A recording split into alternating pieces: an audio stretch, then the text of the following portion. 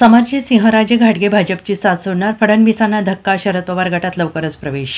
विधानसभा निवडणूक 2019 नंतर राज्याच्या राजकारणात बसलेल्या भूकंपाच्या धक्क्यानंतर आता राज्याचे राजकारण बदलले.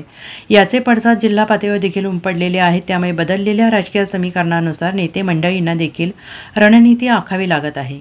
आगामी विधानसभा निवडणुकीच्या पार्श्वभूमीवर कागल विधानसभा मतदारसंघात शरद पवारांची मोठी खेळी खेळली असून देवेंद्र फडणवीस यांचे जवळचे मानले जाणारे आणि पालकमंत्री आमदार हसन मुश्रीफ यांचे कट्टर विरोधक असणारे समरजित घाटगे तुतारी हातात घेणार असल्याचं सूत्रांकडून माहिती समोर आली आहे.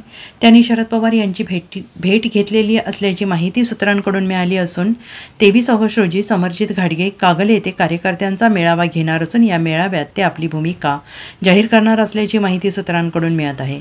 महायुतीमध्ये अजित पवार गट आणि हसन मुश्रीफ सामील झाल्यापासून मुश्रीफ यांचे कट्टर विरोधक भाजपचे नेते समरजित घाटगे अस्वस्थ होते.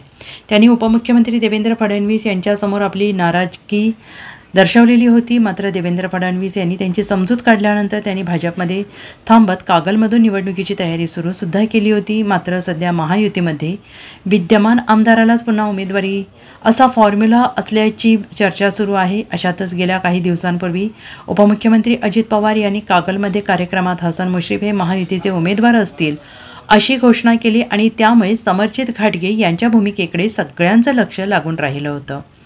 Bureau report, SBN Marathi, Kolhapur.